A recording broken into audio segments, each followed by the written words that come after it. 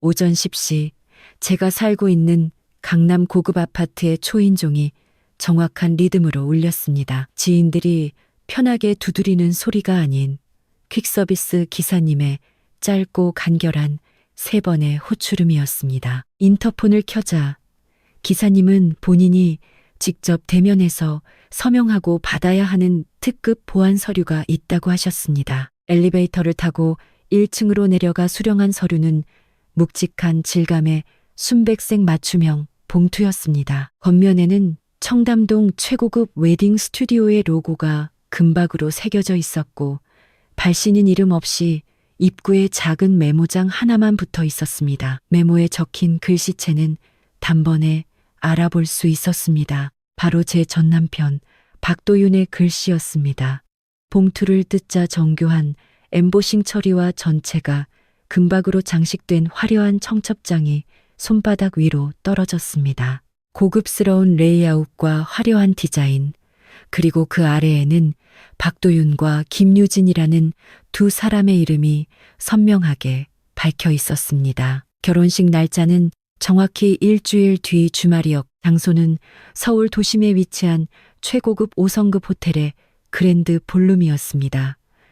저와 박도윤이 법원에 이혼 신고서를 제출한 지 정확히 6개월이 되는 날이었습니다. 청첩장 사이에는 하얀색 카드가 끼워져 있었습니다. 박도윤이 직접 쓴 초대 문구는 겉보기에는 무척이나 정중하고 부드러웠지만 글귀마다 다분히 의도적인 과시와 저를 깎아내리려는 속셈이 배어 있었습니다. 그는 이렇게 적었습니다. 이제 각자의 길에서 서로의 행복을 빌며 과거의 원망은 모두 바람에 날려보내자. 나와 유진이의 결혼식에 네가 꼭 와서 우리의 새로운 미래를 담담하게 축복해 주길 진심으로 바라며 그것이 우리 지난 3년간의 결혼 생활에 가장 아름답고 품위 있는 마침표가 될 거라 믿는다. 저는 청첩장과 카드를 현관장 위에 툭 던져두었습니다. 곧이어 휴대전화에 박도윤의 카카오톡 메시지가 울렸습니다. 카드에 적힌 내용과 비슷했지만 마지막에는 자신의 관대함을 억지로 과시하는 문장이 덧붙여져 있었습니다. 과거에 너를 많이 힘들게 했다는 거 알지만 다 지난 일이다. 성인답게 넓은 아량으로 네가 결혼식에 와주는 것이 내게는 가장 큰 체면을 세워주는 일이고 참석한 모든 친척들에게도 우리가 얼굴 붉히지 않고 좋게 헤어졌다는 걸 보여주는 길이다. 저는 답장하지 않고 화면을 잠근 채 휴대전화를 옆에 두었습니다. 하지만 택배 상자를 치우기도 전에 모르는 번호로 전화가 걸려왔습니다. 이름은 저장되어 있지 않았지만 저는 그 번호를 외우고 있었습니다. 전 시어머니 이명숙 여사의 개인 휴대전화 번호였습니다. 통화 버튼을 누르자마자 수화기 너머로 앙칼치고 날선 목소리가 쏟아졌습니다.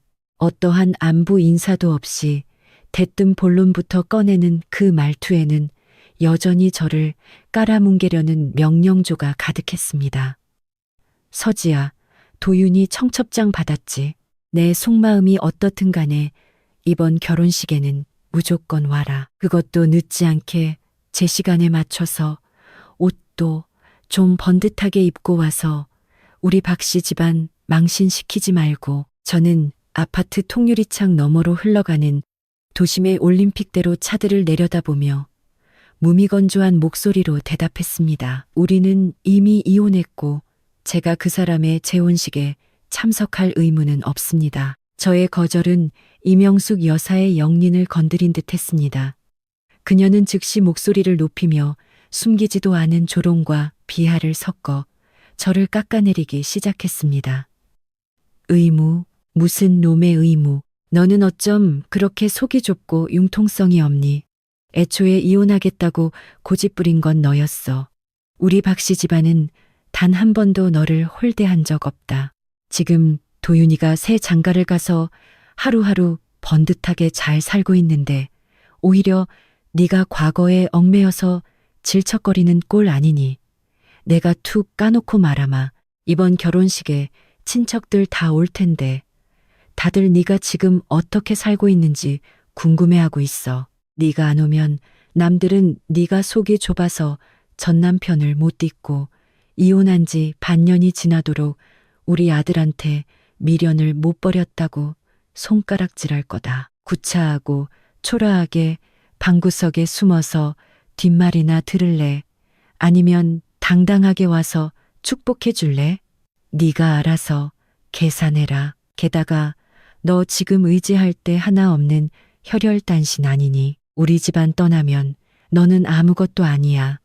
널 결혼식에 오게 해주는 것만으로도 우리가 베푸는 마지막 배려이자 아량이니까 주제 파악 제대로 해라. 수화기 너머로 쏟아지는 일련의 도덕적 가스라이팅과 모욕은 저를 초라하고 집착이 심한 여자로, 그리고 자신들은 관대하고 너그러운 집안으로 포장하기 위한 억지였습니다. 그녀는 제가 이혼 후 비참하게 살고 있을 거라 확신했고 억울함을 꿀꺽 삼키며 반박조차 못할 거라 믿었으며 당연히 이 결혼식을 피해 도망쳐 친척들의 비웃음거리가 될 거라 단정하고 있었습니다. 저는 그녀의 끝없는 잔소리를 끊지 않고 끝까지 조용히 다 들었습니다.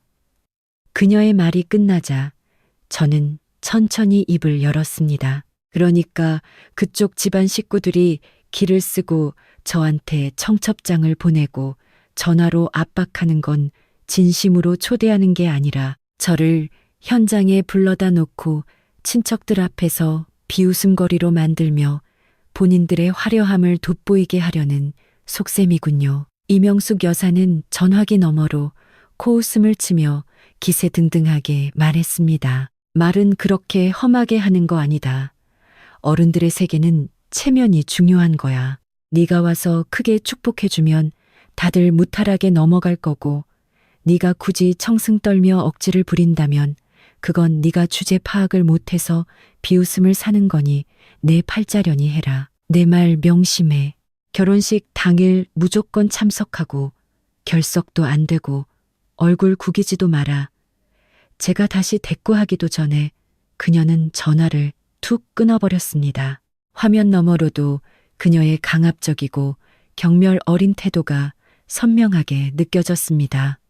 전화가 끊어지고 얼마 지나지 않아 우리 집 초인종이 다시 울렸습니다. 제일 친한 친구 최수아였습니다. 어제 지방 출장을 다녀왔다며 오늘 아침 일찍 특산물을 챙겨주러 들른 참이었습니다. 현관에 들어서자마자 수아의 시선은 장식장 위에 펼쳐진 금박 청첩장에 꽂혔습니다. 수아가 청첩장을 집어들어 신랑 신부의 이름과 예식장을 확인하더니 안색이 순식간에 차갑게 굳어지며 분통을 터뜨렸습니다. 박도윤, 이 집안 사람들 제정신이야. 이혼한 지 반년 만에 환승 이혼하듯 재혼하는 것도 어이없는데 너한테 굳이 청첩장을 보내? 이건 초대가 아니라 대놓고 너한테 모욕을 주려는 거잖아. 내 자존심을 짓밟으면서 자기들 길을 살리려는 수작이라고. 수아는 청첩장을 장식장에 탁 내려치며 저를 향해 열변을 토했습니다. 지아, 너 절대 가지마. 지난 3년 동안 네가 시댁에서 겪은 수모 다 잊었어. 결혼 3년 동안 집안일 다 도맡아 하고 돈 벌어서 살림 보태고 시부모님 모시면서 군말 한마디 안 했잖아. 근데 그 집구석은 어땠어? 시어머니는 사사건건 트집 잡고 시아버지는 남일 보듯 방관하고 박도윤은 처음부터 끝까지 투명인간 취급하며 정서적 학대를 했지. 그러고선 마지막엔 적반하장으로 네 성격이 드세고 배려심이 없다며 너를 빈손으로 집에서 쫓아내다시피 했잖아. 이제 와서 새 여자 얻어 살림 좀 핀 것 같으니까 내 앞에서 기세등등하게 위세 떨고 당당하게 축복까지 하라니 진짜 사람을 얕봐도 유분수지. 네가 거길 가면 걔네들이 파놓은 함정에 빠지는 거야. 예식장에 있는 모든 사람이 너랑 새 신부를 비교하면서 너를 조롱하고 웃음거리로 만들 텐데 굳이 왜 그 꼴을 당하러 가?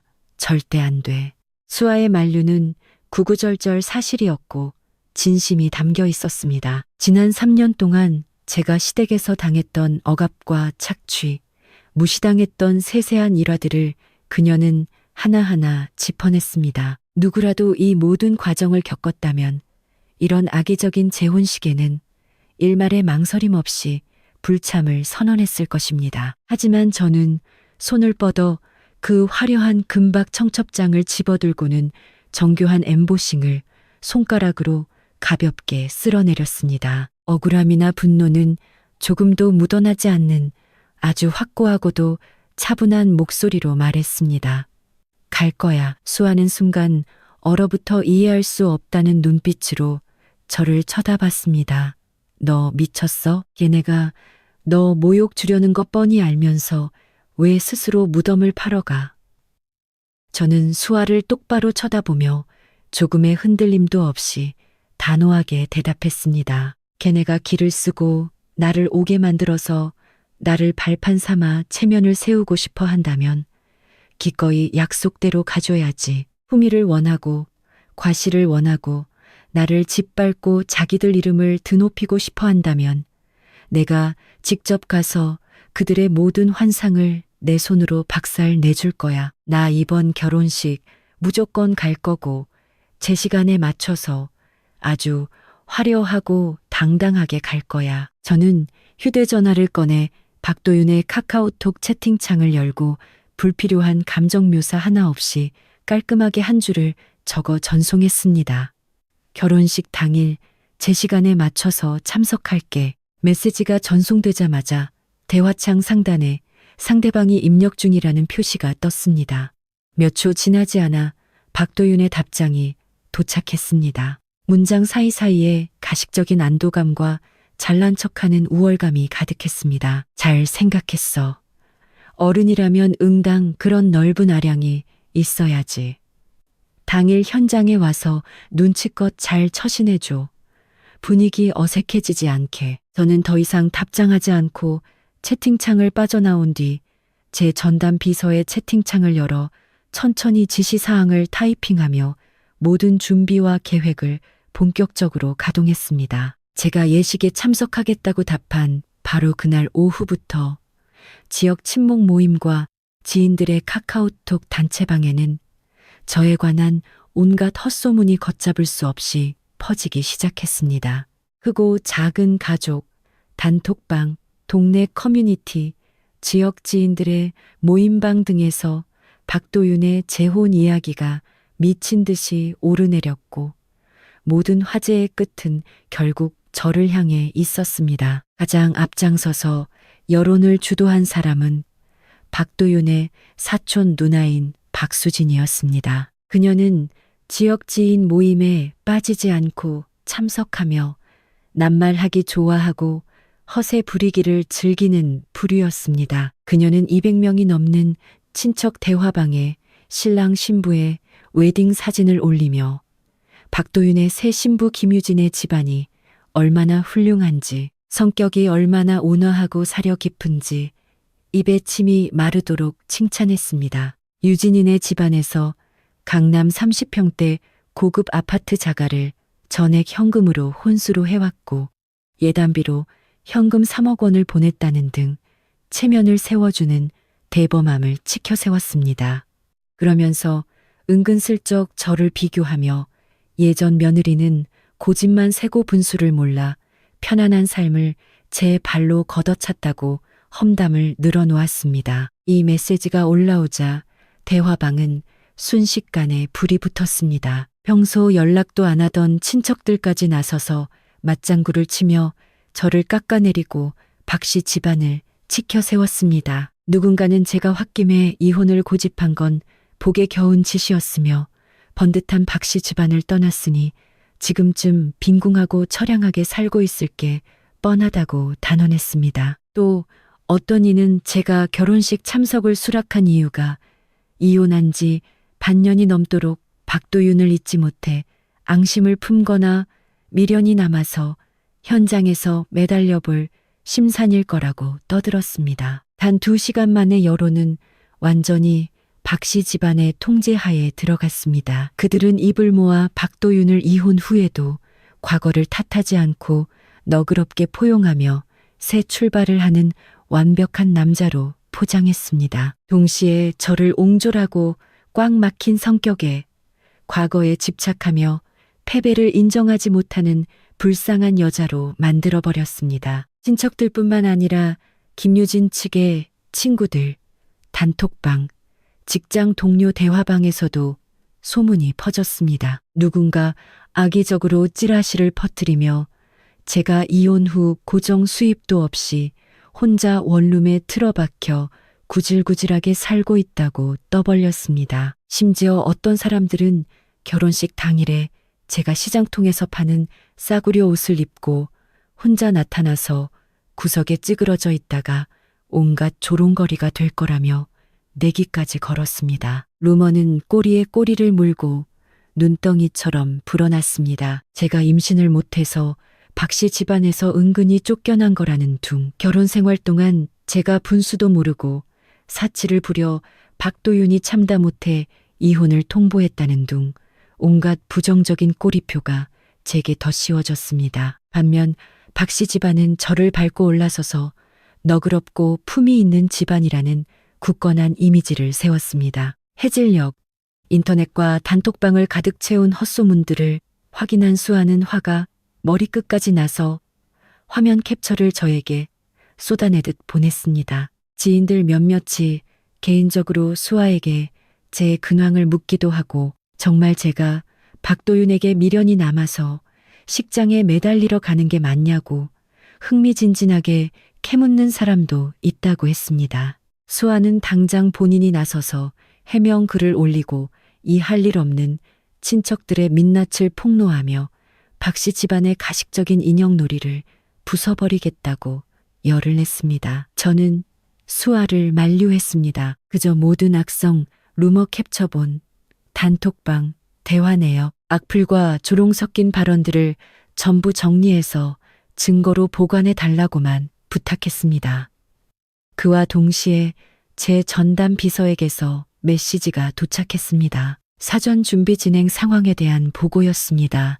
차량 배치, 경호팀, 현장 투입 인력의 스케줄이 모두 확정되었고 당일 실행만 남겨둔 상태였습니다. 저는 수아가 보내준 모든 루머 캡처본을 비서에게 전달하며 단 하나의 지시를 내렸습니다. 모든 여론의 출처를 기록하고 선동하며 악의적으로 비방한 계정과 인물 명단을 하나도 빠짐없이 확보해 지금 당장 해명할 필요도 미리 반박할 필요도 없. 박도윤 일가가 기를 쓰고 거짓 여론을 조성하며 인터넷에 악성 루머를 도배하는 이유는 결혼식 당일 제 길을 완벽히 꺾어놓아 모든 친지 앞에서 고개조차 들지 못하게 만들고 저의 비참함을 자신들의 화려한 결말을 돋보이게 하는 장식품으로 쓰려는 속셈이었습니다. 그들은 제가 돈도 없고 기댈 곳도 없는 외톨이라 이 모든 비방을 그저 묵묵히 참아내고 속으로만 억울함을 사겨야 할 거라고 확신하고 있었습니다. 밤이 깊어질수록 각계각층으로 소문은 퍼져나갔고 진상을 모르는 구경꾼들과 지인들이 대화에 합류하며 모두들 결혼식 당일에 초라하고 주눅든 제가 쭈뼛거리며 예식장에 나타날 것이라 기정사실화했습니다. 온 세상이 이미 저를 완벽한 패배자로 규정해버린 밤이었습니다. 여론이 들끓던 그날 밤, 저는 제 개인 스튜디오에서 막바지 업무를 처리하고 있었습니다. 스튜디오는 밝게 불이 켜져 있었고 깔끔한 사무실에서 직원들은 각자의 자리에서 체계적으로 일을 처리하고 있었습니다. 밤 11시 오랫동안 조용했던 박도윤의 카카오톡 대화창에 갑자기 새 메시지가 떴습니다. 그는 다짜고짜 따지지도 압박하지도 않고 겉보기에는 다정하고 과거를 추억하는 듯한 화법으로 운을 뗐습니다. 미련이 남은 척 가식적인 분위기를 연출하며 그는 이렇게 말했습니다. 예전에 우리가 같이 살던 때가 생각나네. 다투기도 했지만 그래도 평온했잖아. 결국 이것도 인연인데 서로 얼굴 붉히며 남보다 못하게 지낼 필요는 없다고 봐. 그리고는 은근슬쩍 자기 자랑을 늘어놓기 시작했습니다.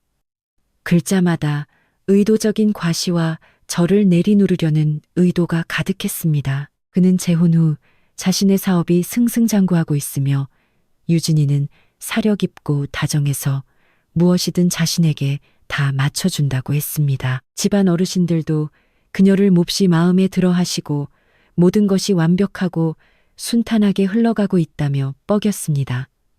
그러더니 넌지시 화제를 돌려 저를 깎아내렸습니다. 제 성격이 드세고 고집이 세서 굽힐 줄 모르며 사사건건 따지고 들면서 양보를 모른다며 박씨 집안을 나간 뒤로 아무런 뒷배도 없이 홀로 발버둥 쳐봤자 자신처럼 번듯한 삶을 살지는 못할 거라고 은연중에 조롱했습니다. 스튜디오 안에는 야근하는 몇몇 직원들이 멀지 않은 곳에서 서류를 정리하고 있었습니다.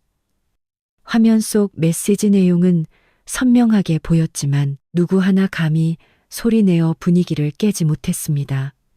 저는 책상 앞에 앉아 그의 메시지를 하나하나 훑어보며 손가락으로 화면을 가볍게 톡톡 두드렸습니다. 머릿속은 완벽하게 이성적이고 평온했습니다. 제가 바로 답장을 하지 않자 박도윤은 기고만장해져서 비아냥거리는 속내를 가감없이 드러냈습니다. 그는 직설적으로 말했습니다. 네가 그때 굳이 이혼하겠다고 우긴 건 겉으로는 쿨한 척했지만 사실상 내 인생의 평탄한 길을 제 손으로 걷어찬 거나 다름없어. 그는 제가 지금 내세울 만한 직장도 없고 인맥도 초라하며 박씨 집안의 지원을 벗어나서는 도저히 자립할 수 없을 거라 확신했습니다. 이른바 독립 운운하는 것은 속빈 강정처럼 고집 부리는 것에 불과하다고 깎아내렸습니다. 심지어 결혼식 당일에 주제 파악 잘하고 조용히 있다 가라며 허튼 소리 하거나 소란 피우지 말라고 경고까지 덧붙였습니다. 자신은 예정을 생각해서 제게 마지막 체면을 차려줄 의향이 있으니 조용히 축하만 해준다면 친척들 앞에서 좋은 말을 몇 마디 거들어 남들의 지속적인 비웃음을 면하게 해주겠다고 선심 쓰는 척까지 했습니다. 이 발언은 그의 진짜 속마음을 완벽하게 드러냈습니다. 밤늦게 연락해 과거를 들먹인 것은 미련이 남아서가 아니라 심리적으로 저를 압박하고 길을 꺾어 놓으려는 철저한 계산이었습니다. 제가 바닥까지 추락해서 굽실거릴 수밖에 없다고 확신한 그는 결혼식 당일 저를 철저히 농락하고 자신의 새 출발을 더욱 눈부시게 비춰줄 배경판으로 전락시키려는 속셈이었습니다. 얼마 지나지 않아 박도윤의 어릴 적 친구에게서도 빙빙 돌려 말하는 메시지가 도착했습니다. 박도윤의 뜻을 대신 전한다며 저더러 눈치껏 분수를 지키고 얌전히 축하만 하고 가라. 과거에 얽매여서 스스로 촌극을 만들지 말라고 훈계했습니다. 연달아 이어지는 가식적인 떠보기와 의도적인 압박에 저는 박도윤에게 아주 간결한 한 문장만 답장했습니다. 굽히지도 않고 그렇다고 찌르지도 않는 평범한 어조였습니다. 결혼식 당일 제 시간에 도착할 거고 선은 확실히 지킬 테니 그쪽이 신경 쓸 필요 없어. 이 짧은 한마디에 박도윤은 완전히 경계심을 풀었습니다. 즉시 답장이 왔고 그래서는 득이양양함과 우월감이 흘러넘쳤습니다. 그는 제가 이미 완전히 기가 꺾여 순응하고 타협했다고 굳게 믿었습니다. 그는 대화를 서둘러 마무리 지었고 뒤돌아서서 친지들에게 자신은 다 잊고 너그럽게 품어주는데 전처가 초라하게 머리를 조아렸다는 완벽한 이미지를 덧칠하기 시작했습니다. 저는 그의 마지막 메시지를 확인하자마자 대화창을 무음으로 돌려 상단에서 치워버린 뒤 다시 스튜디오의 프로젝트 업무에 몰두했습니다. 동시에 비서에게 연락해 결혼식 당일의 동선, 경호 규모, 입장 세부 사항에 한치의 변동도 없음을 재확인했습니다. 결혼식 3일 전 정오 무렵 제가 사는 아파트 1층 안내 데스크에서 갑자기 전화가 걸려왔습니다. 친척이라고 주장하는 방문객 3명이 저를 만나야겠다며 고집을 부리고 로비에서 한참째 버티고 있다는 것이었습니다. 누구인지 짐작하는 데는 1초도 걸리지 않았습니다. 엘리베이터를 타고 1층 로비에 도착하자 제 시야에 이명숙 여사와 전 시아버지, 그리고 구경하기를 제일 좋아하는 사촌 누나 박수진이 떡하니 서 있었습니다. 세 사람 모두 머리부터 발끝까지 화려하게 치장하고 메이크업까지 완벽하게 세팅한 채 다분히 의도적인 목적을 품고 로비 한가운데 서 있었습니다. 이명숙 여사는 저를 발견하자마자 곧장 턱을 치켜들며 고압적인 태도를 취했습니다. 제가 입을 열기도 전에 그녀는 일부러 목소리를 키워 데스크 직원들과 지나가는 입주민들이 모두 들을 수 있도록 크게 떠들어댔습니다. 그녀는 손목에 찬번쩍이는 새 금팔찌를 과시하며 우월감의 찬 목소리로 입을 열었습니다. 지아, 너, 우리가 오늘 온 건 별다른 이유가 있어서가 아니야. 그냥 좋은 소식 하나 알려주려고. 유진이가 참 사려 깊고 대범하고 그쪽 집안 어른들도 말이 잘 통하더라. 이번에 결혼하면서 사돈댁에서 도심 한가운데 30평대 고급 아파트를 대출 한 푼 없이 전액 현금으로 사서 혼수로 해왔어. 거기다 우리 도윤이한테 예단비로 현금 3억을 딱 쥐어주지 뭐니. 그녀는 일부러 말을 멈추고 위아래로 저를 훑어보며 모욕적인 시선을 던졌습니다. 네가 우리 집에 시집 올 때랑은 차원이 다르지. 넌 예단비는커녕 혼수 하나 제대로 해온 게 없었잖니. 집이며 차며 전부 우리 박씨 집안에서 해줬는데 우리는 네 집안 형편이 평범한 걸 봐서 다 품어줬더니 넌 끝까지 분수를 모르고 이혼하겠다고 난리를 쳤지. 옆에 서 있던 박수진이 즉시 말을 거들며 저를 깎아내리고 김유진을 칭찬했습니다. 작은 어머니가 너무 마음이 약하셔서 쟤한테 다 맞춰주신 거예요. 지금 새올케 좀 봐요. 얼마나 기품 있고 배포가 큰지. 집안 빵빵하고 들어오자마자 박씨 집안에 광채를 더해주잖아요. 누구처럼 3년 내내 집안에 보탬 하나 안 되면서 신경질만 부리던 거랑은 비교가 안 되죠. 전 시아버지는 옆에 우두커니 서서 며느리와 조카딸이 저를 공개적으로 모욕하는 것을 말리지 않고 묵인하며 이 의도적인 총극을 차가운 눈으로 방관했습니다. 그의 태도에는 저를 향한 멸시가 가득했습니다. 로비를 오가는 사람들은 고개를 돌려 이쪽을 힐끔거리며 수군거렸습니다.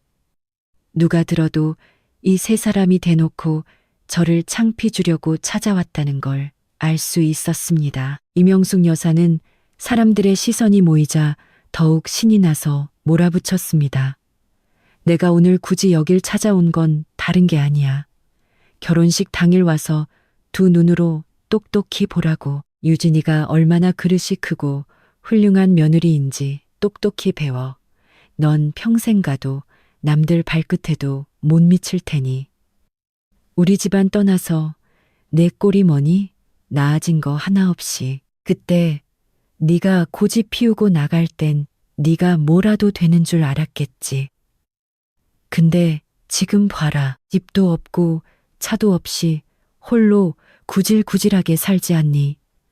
네가 그때 눈치라도 챙기고 얌전히 엎드려 있었으면 지금처럼 빈털터리 홀몸이 되진 않았을 거다. 끝도 없이 쏟아지는 모욕과 조롱이 겹겹이 쌓여갔습니다. 세 사람은 제가 반박할 힘도 없이 수치심에 얼굴을 붉히고 고개를 숙인 채 이 모든 모욕을 감내할 거라 믿어 의심치 않았습니다. 제가 처참한 표정으로 굽실거리기를 기다리는 눈치였습니다. 하지만 저는 세 사람 앞에 서서 미동도 하지 않았습니다.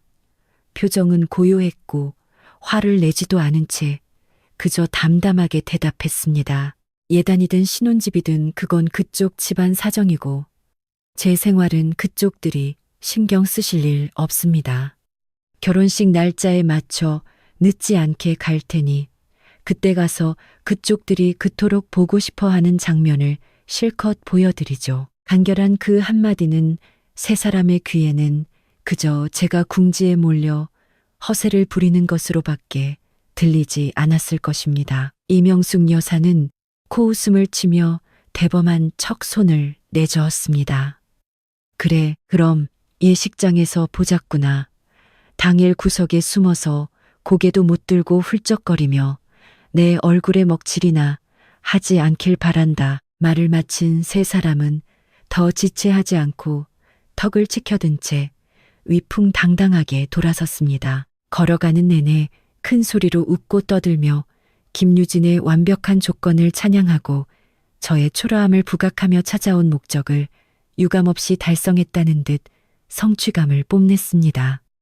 세 사람이 떠난 후 로비는 다시 조용해졌습니다. 저는 저를 지켜보던 사람들을 뒤로 한 채 휴대전화를 꺼내 비서에게 메시지를 보냈습니다. 결혼식 당일에 차량 이동, 경호, 입장 동선 등 풀패키지 규격을 최종적으로 컨펌했습니다.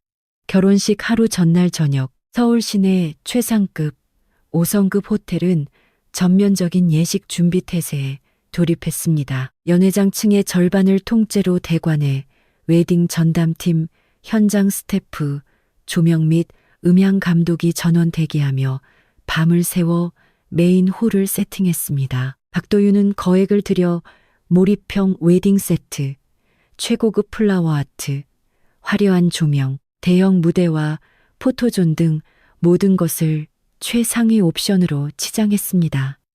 이 재혼식에 모든 체면과 돈을 쏟아부은 셈이었습니다. 제가 마무리 미팅차 호텔에 들렀을 때 현장은 부산하고 북적였습니다. 웨딩 업체 담당자는 팀원들을 이끌고 동선을 반복해서 체크했고 하객 지정석, 답례품, 동선 구역이 하나하나 확정되며 압도적인 화려함을 뽐냈습니다.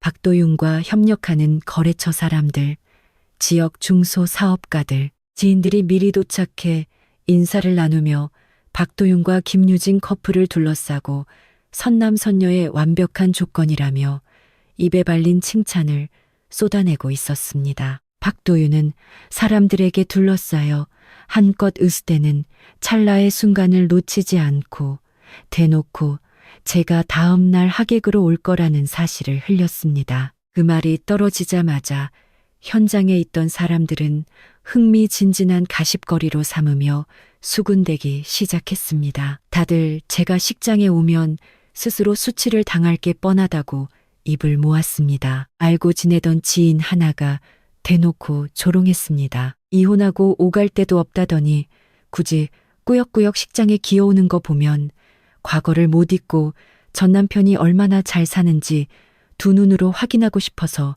안달난 거지. 10중 8구 구석에 찌그러져서 남들 눈도 못 마주치고 비참하게 굴걸. 어떤 사람들은 제가 싸구려 옷을 입고 혼자 나타나서 시종일관 쭈뼛거리다가 예식장 최고의 웃음거리로 전락할 거라며 또다시 내기를 걸었습니다. 현장에 있던 호텔 직원들조차 뒤에서 수근거리며 이혼한 전처를 초대하다니 박도윤이 정말 대인배라며 칭송했. 반대로 저는 옹졸하고 평생 과거의 미련에 갇혀 살팔자라고 혀를 찼습니다. 모든 사람의 생각이 하나로 일치하여 저를 초라하고 집착 심한 패배자로 완벽히 규정해버린 상태였습니다. 김유진은 박도윤의 곁에 다정하게 기댄 채 부드럽게 미소를 지었습니다. 겉으로는 우아하고 평온해 보였지만 틈만 나면 박도윤에게 작게 속삭이며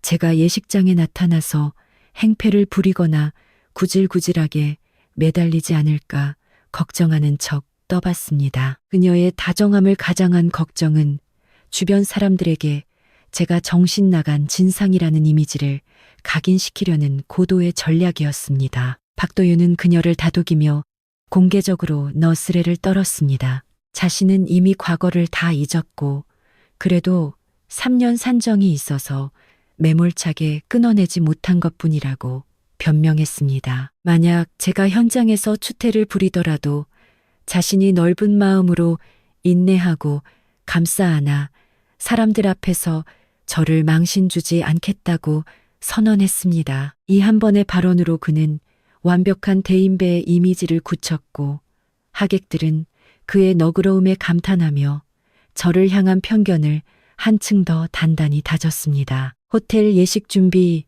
현장에 그 누구도 저라는 존재가 어떠한 파장도 일으키지 못할 거라 확신했습니다. 모두가 제가 혼자 쓸쓸하게 나타나 비굴하게 축복을 빌고 처참하게 퇴장하는 그 총극만을 기다리고 있었습니다. 이 결혼식은 오로지 박도윤과 김유진 두 사람의 완벽한 영광의 무대이며 저는 그들의 찬란함을 증명하기 위해 쓰이고 버려질 희생양일 뿐이라고 모두가 믿고 있었습니다. 밤이 깊어지고 예식장 세팅이 마무리 단계에 접어들었습니다. 하객 명단이 시스템에 등록되고 다음 날의 좌석 배치와 맞이 동선이 모두 확정되었습니다. 사람들은 하나둘 자리를 뜨며 다음 날 펼쳐질 화려한 결혼식과 제가 짓밟히는 광경을 내심 고대하고 있었습니다. 하지만 아무도 알지 못했습니다. 바로 그날 밤 제가 같은 호텔의 VIP 전용 미팅룸에서 모든 작전의 최종 리허설을 마치고 있었다는 사실을 말입니다. 저는 전담 비서와 세부 사항을 꼼꼼하게 점검했습니다. 30명의 전문 경호 요원 전원 대기 완료, 인력 분배, 입장 대형, 현장 통제 라인, 비상 대응 매뉴얼이 완벽하게 확정되었습니다. 스페셜 오더로 세팅된 여러 대의 롤스로이스 차량 행렬이 밤샘 점검을 마쳤고 진입 경로 리허설, 도착 시간, 정차 위치까지 초 단위로 세밀하게 조율되었습니다. 다음 날 정오 5성급 호텔 그랜드 볼룸의 문이 활짝 열렸습니다. 층 전체가 눈부신 샹들리에 조명으로 빛났고 최고급 플라워 장식이 홀을 가득 채웠습니다. 메인 무대의 초대형 스크린에서는 박도윤과 김유진의 달콤한 웨딩 화보가 끊임없이 재생되며 럭셔리한 스케일을 과시했습니다. 각계각층의 하객들이 속속 도착해 서명하고 입장했고 호텔 주차장에는 고급 차들이 빽빽하게 들어찼습니다. 홀 안은 사람들로 북적였고 웃음소리와 축하 인사가 끊이지 않는 축제 분위기였습니다. 박 씨 집안 친척들은 거의 전원 참석하여 자리를 잡자마자 삼삼오오 모여 잡담을 나눴습니다. 대화의 주제는 단연 저였습니다. 모두가 제가 나타나기만을 기다리며 전날부터 인터넷에서 예고된 저의 비참한 꼴을 두 눈으로 확인하고 마음껏 비웃고 조롱할 준비를 마친 상태였습니다. 예식이 정시에 시작되고 사회자가 단상에 올라 능수능란하게 분위기를 주도했습니다. 두 사람의 운명적인 사랑을 로맨틱하게 포장하며 박도윤의 헌신과 너그러움을 극찬했고 김유진의 우아함과 훌륭한 집안 배경을 치켜 세웠습니다. 무대 위 핀 조명이 두 사람을 비추자 두 사람은 나란히 서서 쏟아지는 박수와 축복을 받으며 생애 최고의 스포트라이트를 만끽했습니다. 예식이 진행되는 내내 혼주석에 앉은 이명숙 여사는 만면에 웃음을 띠면서도 특유의 표독스러움을 숨기지 않았습니다. 그녀는 주변의 친척들과 지인들 앞에서 아무 거리낌 없이 조롱을 내뱉었습니다. 지아가 오늘 용기 내서 기어오더라도 아마 저쪽 구석 모서리에 서 있어야 할 거다.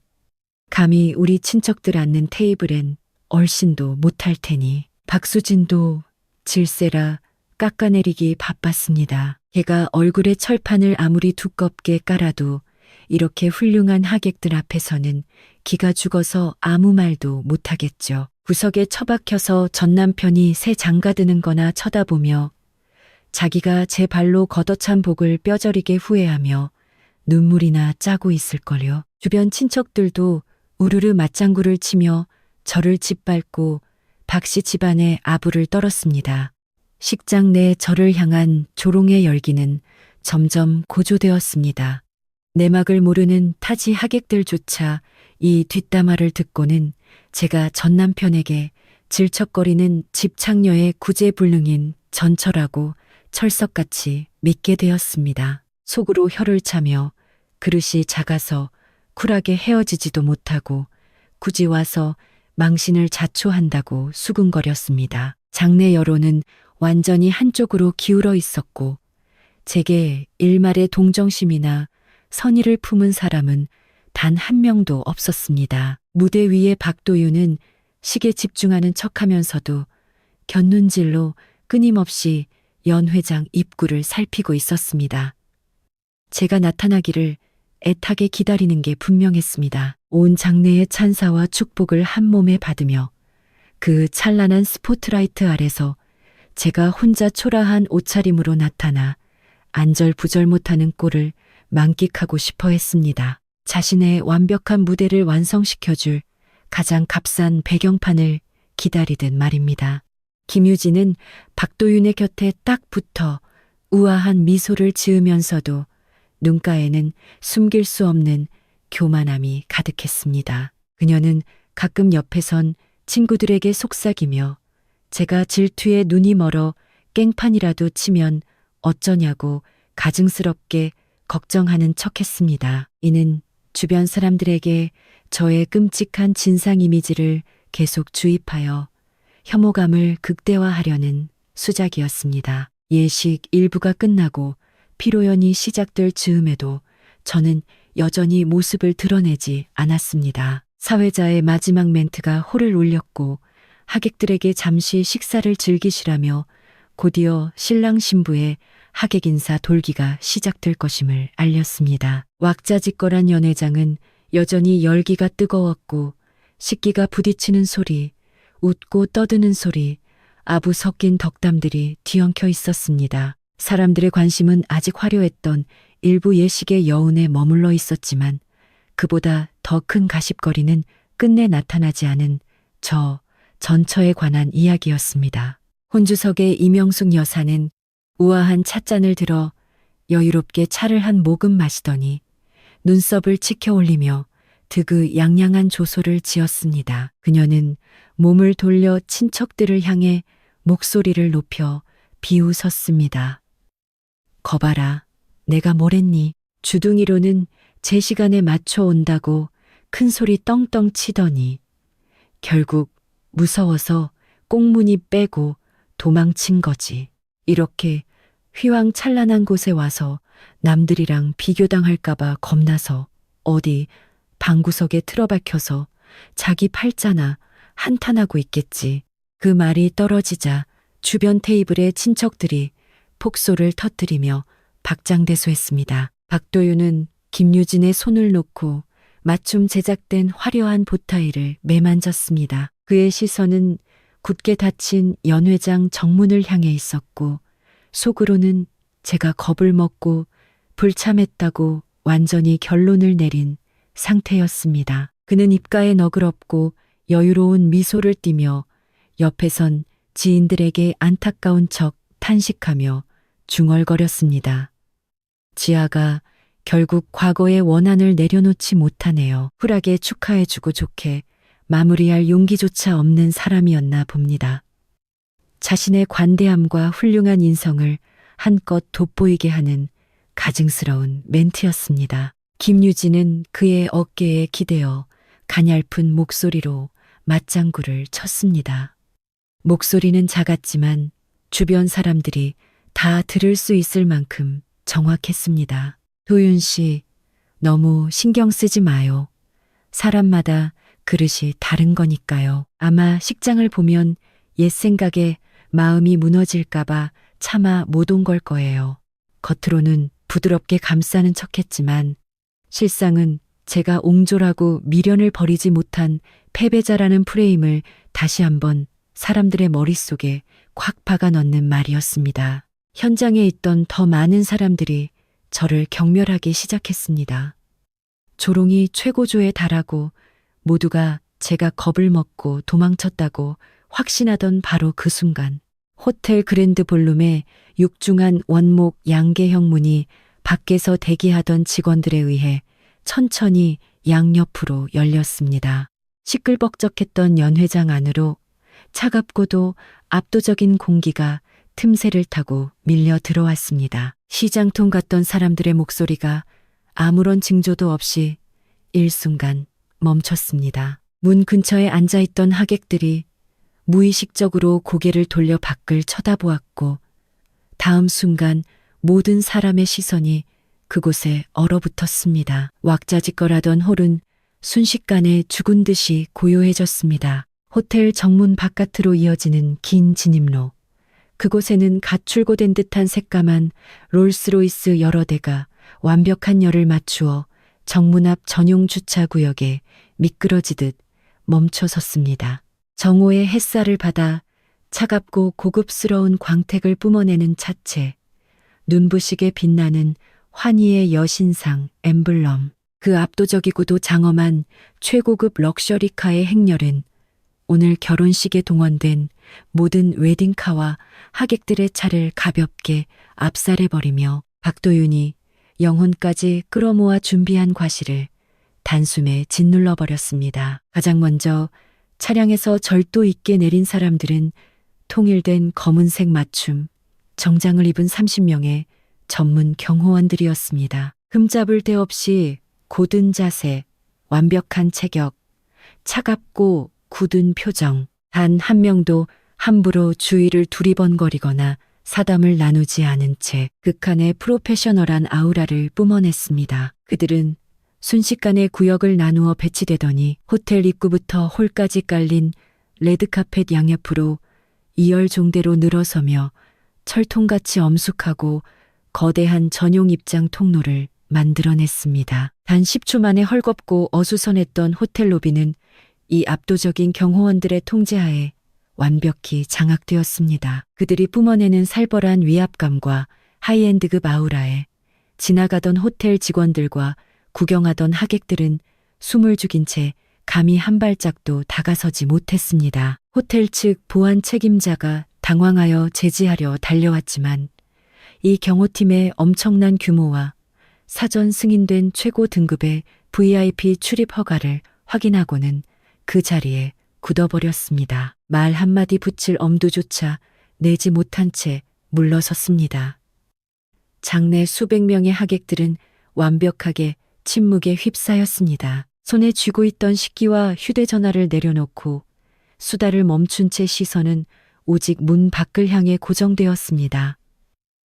그들의 얼굴에 떠올라 있던 조롱과 비웃음, 흥미진진한 구경꾼의 미소는 육안으로 보일 만큼 빠르게 핏기가 가시며 사라졌고 그 자리에는 경악과 충격, 그리고 믿을 수 없다는 기막힘만이 남았습니다. 30명의 경호원이 완벽하게 도열하여 통로가 완성되자 정중앙에 주차된 롤스로이스의 뒷좌석 문을 전속 운전기사가 허리를 깊숙이 숙이며 천천히 열었습니다. 저는 아찔하게 높은 하이엔드 맞춤 구두를 신고 여유롭게 차에서 내렸습니다.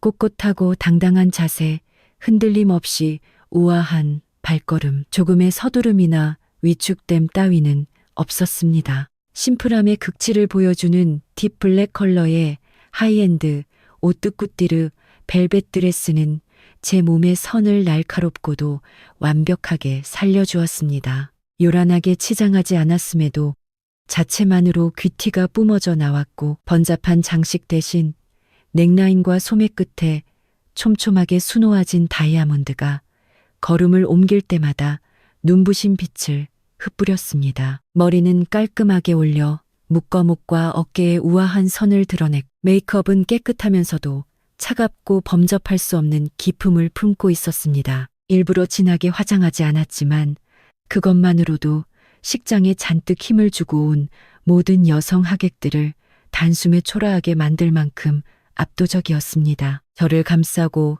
도는 친척들도 없었고 억지로 소란을 피워 시선을 끌 필요도 없었습니다. 저는 오직 홀로 섰음에도 극한의 아우라와 최상급의 의전만으로 예식장 전체의 모든 빛과 시선을 모조리 집어삼켰습니다. 저는 손을 들어 드레스 자락을 가볍게 매만졌습니다. 눈빛은 고요했고 그 누구도 훑어보지 않았으며 단상을 향해 의도적인 눈길을 주지도 않았고 저를 향해 쏟아지는 당혹스러운 시선들에 응답하지도 않았습니다. 그저 경호원들이 겹겹이 호위하며 만들어낸 전용 통로를 따라 한 걸음 한 걸음 여유롭고 당당하게 그랜드 볼룸으로 걸어 들어갔습니다.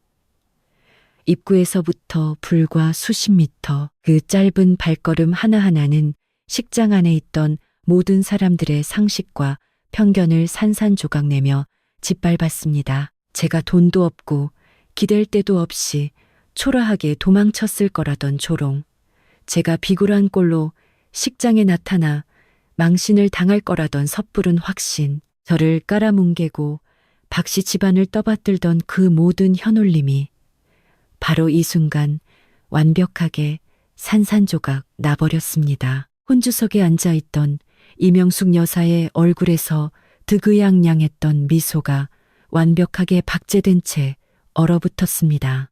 입가의 근육이 굳어버렸고 두 눈은 튀어나올 듯 커졌으며 우아하게 걸어 들어오는 저를 보며 경악으로 가득 찬 시선을 거두지 못했습니다. 그녀는 무의식적으로 테이블볼을 꽉 움켜쥐었습니다. 손가락 관절이 하얗게 질렸고 온몸이 뻣뻣하게 굳은 채 눈앞에 펼쳐진 광경을 현실로 받아들이지 못하고 넋을 잃었습니다. 그 옆에 있던 박수진은 비열한 웃음기를 순식간에 거두었습니다. 얼굴은 백지장처럼 하얗게 질렸고 몸을 미세하게 앞으로 기울인 채 멍하니 저의 기품 넘치고 압도적인 아우라를 쳐다보고만 있었습니다. 방금 전까지 그렇게 신나게 비아냥거리던 기세는 흔적도 없이 증발해 버렸습니다.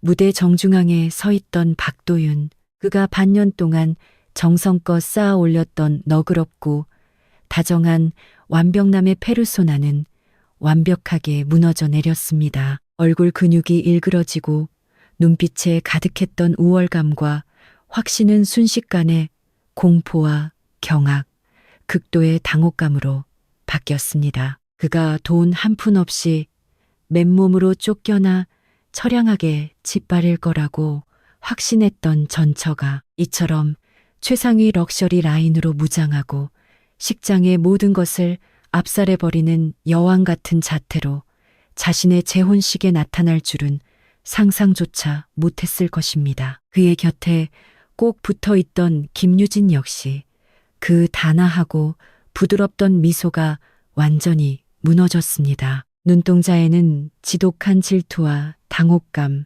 수치심이 소용돌이쳤고 저도 모르게 박도윤의 재킷 소매를 꽉 움켜쥐었습니다. 그녀의 온몸이 뻣뻣해졌고 자신이 이겼다고 믿었던 그 알량한 우월감은 바로 이 순간 완벽하게 뭉개져 빛을 잃었습니다. 장내 모든 하객들은 집단으로 실어증에 걸린 듯 입을 다물었습니다.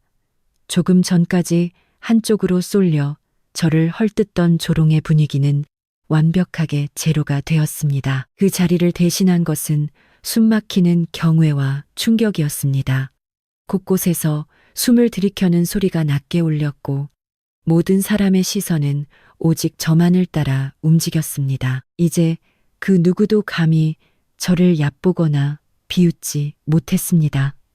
웨딩업체의 메인 촬영 기사조차 본능적으로 카메라 렌즈를 돌려 제가 걸어 들어오는 장면을 클로즈업 했습니다. 신랑 신부에게 쏟아져야 할 메인 스포트라이트와 렌즈가 모조리 저에게 집중되었습니다. 저는 시종일관 담담하고 흔들림 없는 걸음걸이를 유지했습니다. 장내의 모든 경악 어린 시선을 무시하고 백지장처럼 질려버린 전시댁 식구들의 얼굴도 투명 인간 취급하며 흔들림 없이 연회장 한가운데로 걸어 들어갔습니다. 제가 연회장 정중앙에 섰을 때 제 주변을 30명의 검은 정장 경호원들이 만들어낸 묵직한 오라가 감쌌습니다. 본래 신랑 신부를 향해야 할 화려한 조명 중 상당수가 저를 향해 쏟아졌고 차갑고 날카로운 핀 조명이 제 드레스의 다이아몬드 장식 위로 떨어졌습니다. 은은하고도 강렬하게 뿜어져 나오는 그 빛은 억지로 시선을 끌려 하지 않았음에도 이 결혼식의 모든 영광과 초점을 너무나도 가볍게 빼앗아 버렸습니다. 식장 전체에 숨막히는 정적은 수초간 이어졌습니다. 공기 중을 떠돌던 비웃음과 경멸, 구경꾼들의 가십 소리는 완벽하게 증발했습니다.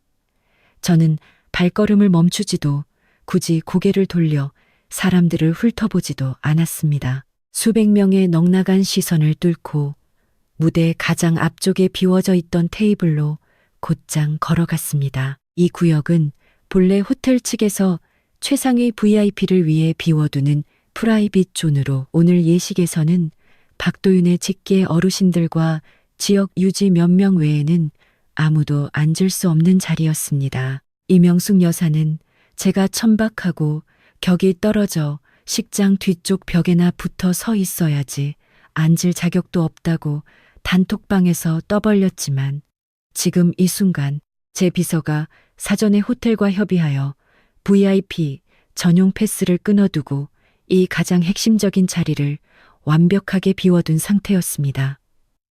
저는 여유롭게 자리에 앉았습니다. 몸을 꼿꼿이 세우고 태도는 자연스러웠으며 구석에 처박혀 쭈뼛거릴 거라던 그들의 망상과는 달리 예식장에서 가장 눈에 띄고 가장 존귀한 자리, 심지어 박도윤과 김유진의 혼주석과 정확히 어깨를 나란히 하는 메인석에 당당히 착석했습니다. 이 한 번의 움직임은 현장에 있던 모든 사람들의 뇌리에 밝힌 편견을 완벽하게 관통해 박살냈습니다. 하객석 곳곳에서 웅성거리는 소리가 파도처럼 밀려오기 시작했습니다. 모든 사람의 태도가 180도 완전히 뒤집혔습니다. 불과 몇 분 전만 해도 박씨 집안 사람들과 한통속이 되어 저를 미련에 찌든 가난한 전처라고 욕하던 친척들은 하나같이 얼굴이 뻘겋게 달아오르며 황급히 고개를 돌려 애꿎은 식기만 만지작거렸습니다. 혹여라도 자신이 내뱉었던 악플을 남들이 기억할까봐 눈을 피하기 바빴습니다. 사정을 잘 모르는 하객들은 일제히 휴대전화를 꺼내 몰래 동영상 촬영을 시작했습니다. 카메라 렌즈를 저에게 들이대며 옆 사람과 소곤소곤 경악과 호기심을 나눴습니다. 저 사람이 박도윤 전처라고 인터넷에서 떠돌던 불쌍한 모습이랑은 완전히 딴판이잖아. 저 기품에 저 스케일이면 새 신부보다 급이 몇 단계는 높아 보이는데 전 남편한테 매달리러 올 이유가 대체 어딨어? 경호원이 30명에 롤스로이스가 줄을 섰어. 재벌가 사모님 행차 수준 아니야. 박씨 집안 저것들 사람 잘못 건드려도 단단히 잘못 건드렸네. 소문은 순식간에 불타올라 여론을 완벽하게 역전시켰습니다. 인터넷에 깔아놓았던 수많은 악성 루머, 날조된 프레임, 저를 얕잡아 보던 모든 조롱은 눈앞에 펼쳐진 압도적인 현실 앞에서 가루가 되어 날아갔습니다. 이제 그 누구도 저를 찌질하게 옛사랑에 매달리는 패배자로 보지 않았습니다. 오늘 이 결혼식의 진짜 주인공은 새 출발을 하는 박도윤과 김유진이 아니라 흔들림 없이 입장해 단숨에 기선을 제압해버린 나라는 사실을 모두가 직감했습니다. 혼주석에 앉아있던 이명숙 여사의 멘탈은 완전히 부서졌습니다. 인자하고 기품 있는 척억지로 꾸며낸 가면이 박살났고 안색은 퍼렇게 질려 수치심과 당혹감에 어쩔 줄을 몰랐습니다. 방금 전까지 고래고래 소리를 지르며 저를 깎아내리던 그녀는 제 최상위 럭셔리 스케일에 제대로 뒤통수를 얻어맞았습니다. 친척들조차 그녀를 몰래 힐끔거리며 비웃는 것 같아 쥐구멍에라도 숨고 싶어졌습니다. 그녀는 당황한 손길로 이마에 맺힌 식은땀을 닦아냈고 자세는 완전히 무너졌으며 예전에 그 고압적이고 위세당당하던 모습은 온데간데 없이 사라졌습니다. 시선은 허공을 떠돌며 감히 제 쪽은 쳐다보지도 못했고 오직 공포와 찔림만 남은 채 추악한 민낯을 고스란히 드러냈습니다. 옆에 있던 전 시아버지 역시 관망하던 오만한 태도를 거두었습니다. 미간을 깊게 찌푸린 채 안색이 굳어졌고 두 손을 무의식적으로 테이블 밑에서 꽉 쥐며 초조해했습니다. 평생 닳고 다른 세상을 살아온 그는 이 경호팀과 차량 행렬이 상징하는 진짜 권력과 재력을 단번에 알아차렸습니다. 반년 동안 온 집안이 합심해 저를 얕보고 짓밟았던 것이 얼마나 어리석고 끔찍한 오판이었는지 깨달았습니다. 그들은 저를 언제든 마음대로 짓누를 수 있는 쉬운 타깃이라 믿었으나 알고 보니 우물안 개구리처럼 좁은 식견으로 제 눈을 찌른 격이었습니다. 박수진은 얼굴이 종잇장처럼 창백해진 채 손톱이 부러져라 의자 팔걸이를 파고들며 꼼짝도 하지 못했습니다. 불과 30분 전만 해도 단톡방에서 제가 무서워서 오지도 못할 거라고 떠들고 김유진의 훌륭한 배경을 찬양하던 그녀였습니다. 하지만 지금 김유진이 입고 있는 애매한 명품 드레스와 억지로 꾸며낸 졸부 같은 태도는 저의 하이엔드 오뚜꾸띠르와 압도적인 스케일 앞에서 너무나도 싸구려처럼 보였습니다. 그녀가 뱉어냈던 모든 찬양과 조롱은 고스란히 자신의 뺨을 후려치는 부메랑이 되었습니다. 단상 위에선 박도윤의 멘탈은 완전히 산산조각 났습니다. 반년 동안 피눈물 나게 꾸며왔던 능력 있고 다정하며 쿨한 이혼남이라는 완벽한 페르소나가 이 순간 구멍이 숭숭 뚫린 채 박살 나버렸습니다. 그는 이번 재혼식의 화려함을 발판 삼아 볼품없는 조강지처를 버리고 역전승을 거둔 성공한 남자로 자리매김하고 새 신부의 집안을 이용해 자신의 사회적 지위를 한 단계 끌어올리려 했습니다. 하지만 저의 이 충격적인 등장은 그의 모든 알량한 계산을 한낱 개그쇼로 전락시켜버렸습니다. 그는 무대 한가운데 뻣뻣하게 선 채 두 손을 어찌할 바를 몰라 허둥거렸습니다. 다정하고 부드럽던 눈빛은 공황 상태에 빠져 제 쪽을 힐끔거리며 바라보는 눈동자에는 경악과 질투 그리고 뼈저린 후회가 가득했습니다. 그는 그제야 깨달았습니다. 제가 그의 도발에 순순히 응하며 얌전히 참석하겠다고 한 것은 결코 기가 죽거나 미련이 남아서가 아니라 칼을 갈고 기다리다. 그가 가장 빛나는 인생 최고의 순간에 나타나 그가 가진 모든 가식적인 체면을 제 손으로 찢어버리기 위해서였다는 것을요. 가장 최악으로 무너진 사람은 단연 신부 김유진이었습니다. 그녀는 내내 저와 자신을 비교하며 깎아내리는 것으로 우월감을 채워왔고 자신의 집안, 외모, 기품, 재력 모든 면에서 저를 벌레처럼 압도한다고 확신했습니다. 하지만 현실은 그녀의 뺨을 무자비하게 후려쳤습니다. 박도윤의 팔짱을 끼고 우아한 척하던 그녀의 모습은 그저 우스꽝스러운 총극이 되어버렸습니다. 그녀는 아래 십수를 꽉 깨물었고 눈 밑에 서린 독한 질투심은 숨기려야 숨겨지지 않았습니다. 웨딩드레스 자락을 꽉 쥔 손가락은 하얗게 질려 있었고 온몸이 경직되었습니다. 심혈을 기울여 고른 드레스, 완벽한 세팅, 비싼 보석들은 저의 차갑고도 압도적인 오라 앞에서 처참하게 빛을 잃었습니다. 오직 그녀의 것이어야 할 모든 찬사, 포커스, 영광이 모조리 저에게 빼앗겼습니다. 하객들의 시선, 휴대폰 카메라, 웅성거림은 전부 저를 향해 있었고 오늘 진짜 주인공인 새 신부에게 관심을 갖는 사람은 아무도 없었습니다. 현장에 있던 인플루언서와 유튜버 하객들은 이 미친 반전을 놓치지 않고 렌즈를 저에게 고정한 채 미친 듯이 영상을 찍어 실시간으로 인스타그램과 커뮤니티에 올렸습니다. 순식간에 지역 커뮤니티 트래픽이 폭발했습니다. 단 몇 분 만에 강남 재혼식장 전처가 롤스로이스 군단 끌고 등판해 식장 찢음, 경호원 30명 대동한 전처 참교육 같은 키워드가 인터넷을 뜨겁게 달궜. 수많은 네티즌들이 팝콘을 뜯으며 실시간으로 몰려들었습니다. 온라인의 열기가 치솟는 동안 오프라인 연회장의 분위기는 돌이킬 수 없는 나락으로 곤두박질치고 있었습니다. 조금 전까지 똘똘 뭉쳐 저를 비웃던 박씨 집안 친척들은 얼굴을 싹 바꾸기 시작했습니다. 슬금슬금 일어나 제게 인사를 건네려 눈치를 보는 자가 있는가 하면 방금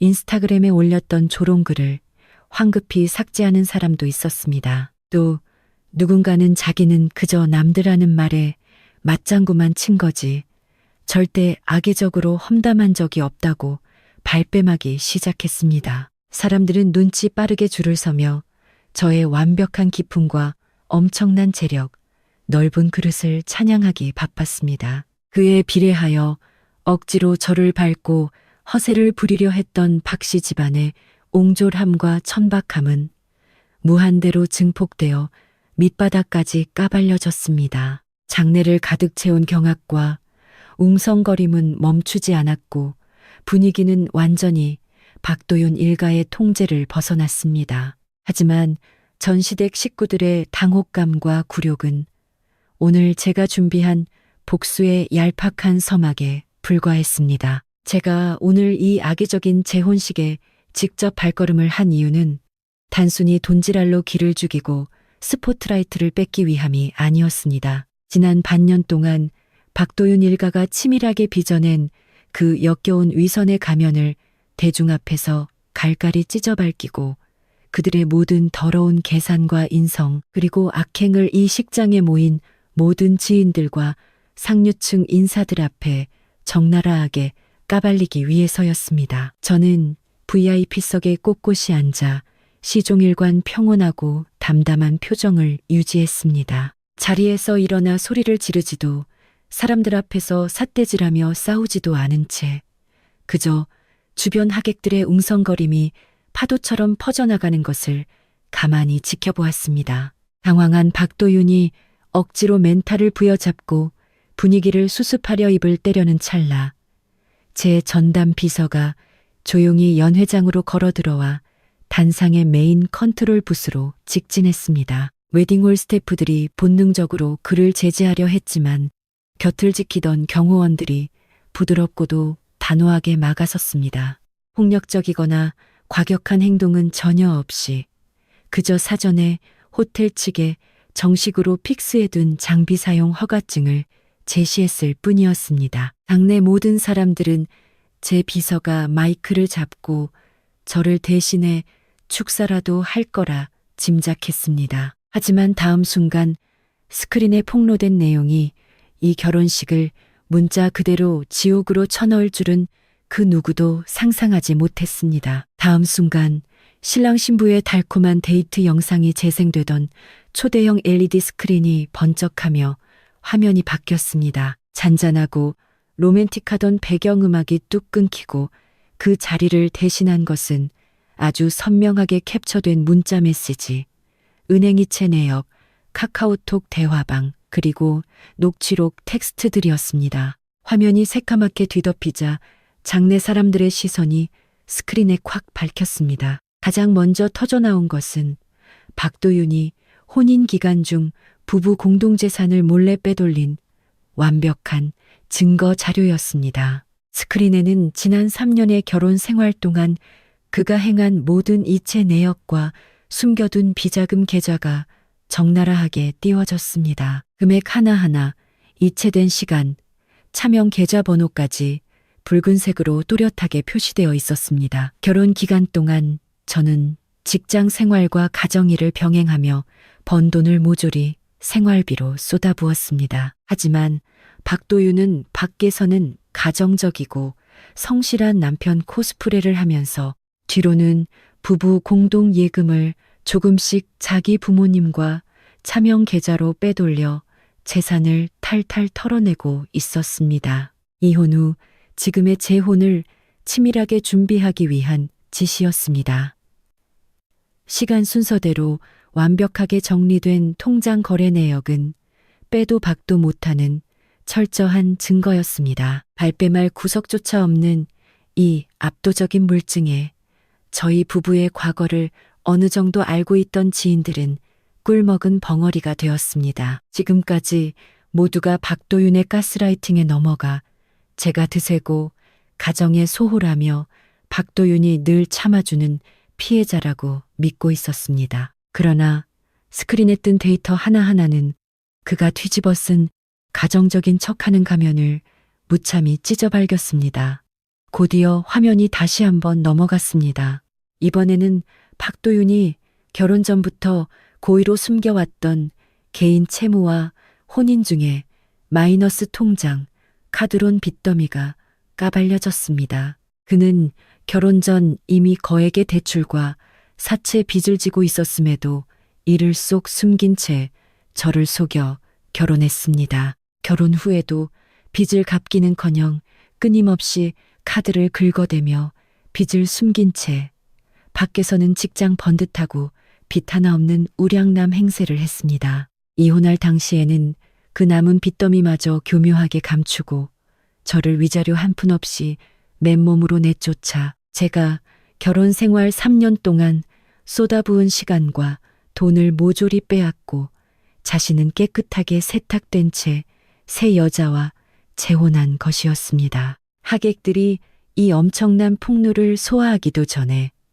새로운 카카오톡 캡처본이 폭격처럼 쏟아졌습니다. 스크린에는 박도윤이 유부남 시절 여러 여자들과 주고받은 구역질 나는 불륜 메시지와 모텔 예약 내역, 심야 야근을 핑계로 알리바이를 조작한 대화 내역이 가감없이 떠올랐습니다. 짜깁기도 악의적인 조작도 아닌 원본 캡처 그대로였습니다. 날짜와 시간, 대화 내용이 완벽하게 일치하는 이 증거들은 그가 얼마나 거짓말쟁이의 난잡한 쓰레기인지 적나라하게 보여주었습니다. 집에서는 제게 정서적 학대를 가하고 사사건건 트집을 잡던 인간이 밖에서는 묻 여자들에게 다정한 척 호구를 자처하고 있었습니다. 대외적으로는 지고지순한 사랑꾼 행세를 하면서 뒤로는 온갖 더러운 짓을 다하고 다닌 것입니다. 가장 역겨운 사실은 과거의 성격 차이니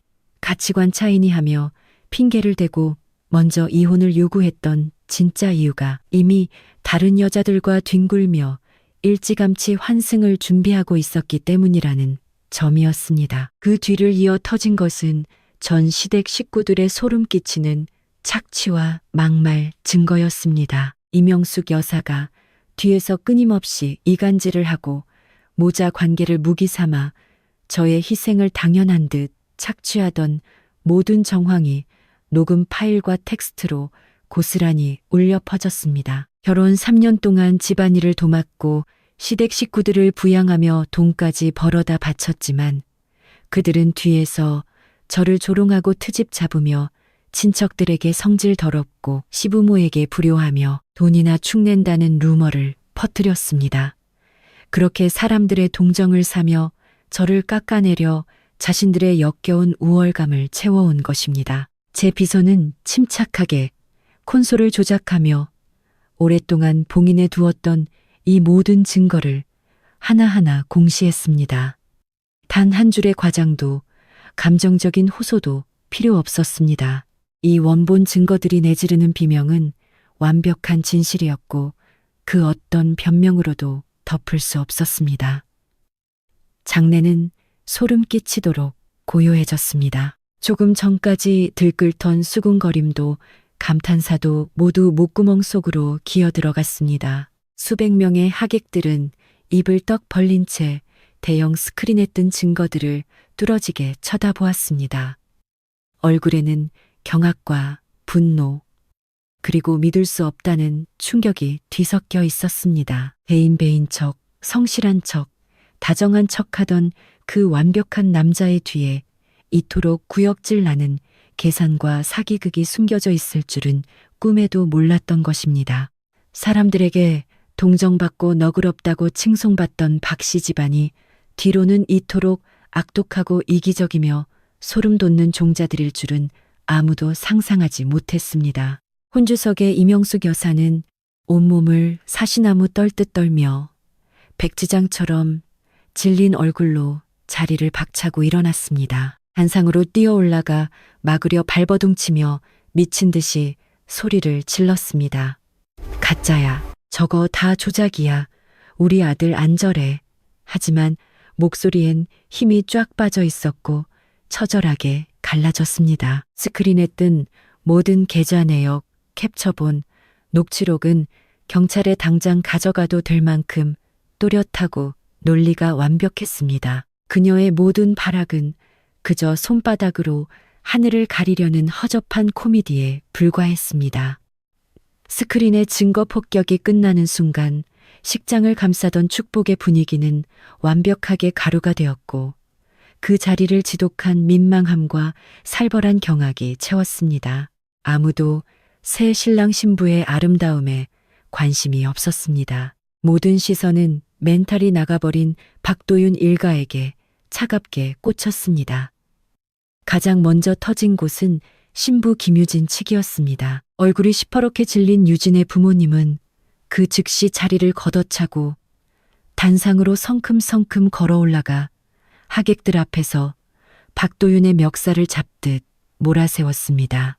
그들의 분노 섞인 외침은 박도윤의 사기극과 기만을 정확히 찌르고 있었습니다. 결혼을 약속할 때 박씨 집안에서는 입에 침이 마르도록 도윤이 인성이 바르고 빚도 없으며 화목한 집안이라고 약속했다는 것입니다. 하지만 혼인 중 재산 빼돌리기, 외도, 몰래진 빚더미까지 유진의 어머니는 마이크를 빼앗아 들고 장내에 쩌렁쩌렁 울리도록 박씨 집안을 저주했습니다. 모든 쓰레기 같은 과거를 숨기고 가짜 이미지로 귀한 내 딸을 속여 혼인 빙자 사기를 친 것도 모자라 우리 집안의 혼수와 예단비를 뜯어내서 니들 빚 잔치하고 인생 역전하려 했냐며 경로했습니다. 그 말이 떨어지자마자 유진 측 하객과 친척들이 우르르 들고 일어났습니다. 이런 사기 결혼은 절대 받아들일 수 없다며 당장 파혼을 선언하고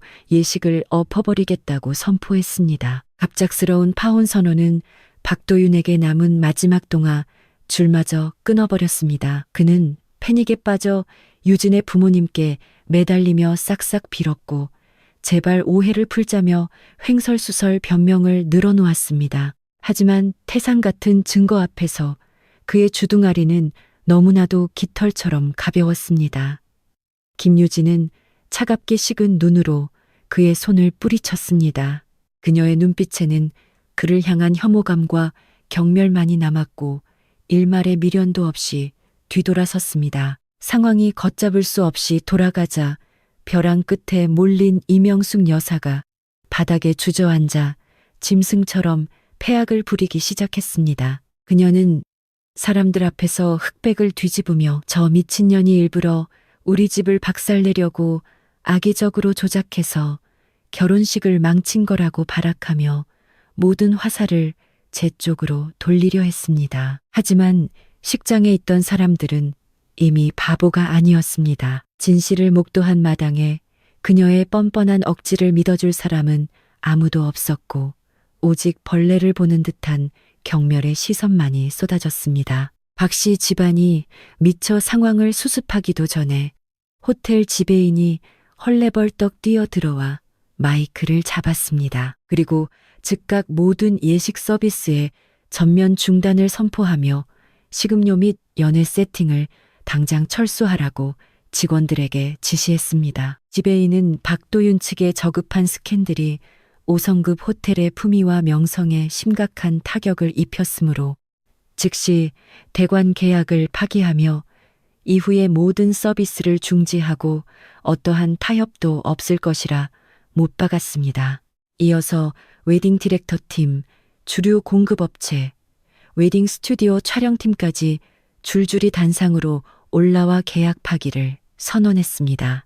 협력업체들은 하나같이 입을 모아 도덕적으로 바닥을 친 사기꾼 놈들과는 위약금을 물어주는 한이 있어도 절대 엮이지 않겠다며 그 자리에서 선을 긋고 짐을 싸기 시작했습니다. 파도처럼 밀려오는 연타석 타격은 박 씨 집안의 척추를 완전히 박살냈습니다. 가장 꼴 좋은 코미디는 바로 아까 전까지 저를 물어뜯으며 박 씨 일가에 아부하던 친척들의 태세 전환이었습니다. 그들은 불똥이 튈까 두려워 안면을 싹 바꿨습니다. 누군가는 이명숙 여사가 평소에 얼마나 속물적이고 사람을 차별했는지 까발리기 시작했고, 누군가는 박도윤이 옛날부터 책임감 없는 놈이었다고 침을 뱉었습니다. 자기들은 진작에 박 씨 집안 쓰레기인 거 알고 있었지만 남의 집안일이라 참았던 것뿐이라고 변명하기 바빴습니다. 단 몇 분 만에 박 씨 집안 친척들은 완벽하게 내분을 일으켜 서로 삿대질하고 헐뜯으며 진흙탕 싸움을 벌였습니다. 과거에 화목했던 친척의 정 따위는 이권과 스캔들 앞에서 가루처럼 부서졌습니다. 모두가 박 씨 집안의 우물에 발을 담그지 않으려 발버둥치며 자신들의 평판 깎이는 것만 걱정했습니다. 장례 하객들은 구경을 마치고 속속 자리에서 일어나 식장을 빠져나갔습니다. 걸어나가는 내내 그들의 입에서는 박 씨 집안의 역겨운 실체와 사기극에 대한 험담이 끊이지 않았습니다. 단 한 번의 결혼식, 지역 상류층의 화려한 스포트라이트가 될 뻔했던 예식은 온 동네 최고의 개그 콘서트로 전락했습니다. 저를 밟고 올라서서 과시하려던 치밀한 사기극은 완벽하게 그들 스스로의 목을 매다는 공개 처형장이 되어버렸습니다. 결혼식은 완전히 붕괴되었습니다. 연회장 안은 아수라장이었고 엉망진창이었습니다. 귀를 찢는 듯한 고성방가, 친척들의 욕설, 환불을 요구하는 고함 소리가 한데 엉켜 이 결혼식이 덮어쓰고 있던 마지막 알량한 허울마저 갈갈이 찢어 놓았습니다. 박 씨 일가가 수년에 걸쳐 정성껏 꾸며낸 화목한 집안이라는 타이틀, 박도윤이 반년 동안 치밀하게 설계한 유능하고 쿨한 남자라는 페르소나는 단 10분 만에 재가 되어 흩어졌고 두 번 다시 회복할 수 없는 나락으로 떨어졌습니다. 하객들이 썰물처럼 빠져나가는 동안 문을 나서는 사람들은 하나같이 약속이나 한 듯 고개를 돌려 처참하게 망가진 박 씨 집안 사람들을 쳐다보았습니다. 그들의 눈에는 조롱과 경멸, 고소하다는 미소가 숨겨지지 않았습니다.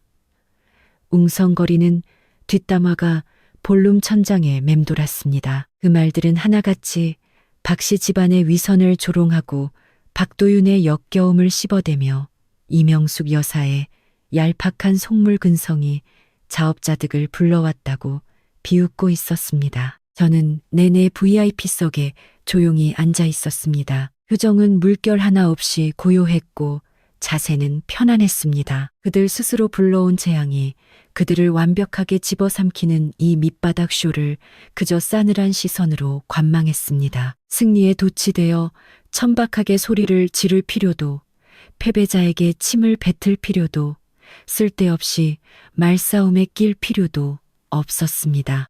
처음부터 끝까지 저는 그저 약속대로 참석하여 모든 위선의 가죽을 벗겨버렸을 뿐입니다. 죄를 지은 자들이 자신들의 주둥이와 업보에 맞는 완벽한 대가를 치르도록 말입니다. 단상 저편, 박도윤은 영혼이 빠져나간 채 서 있었습니다.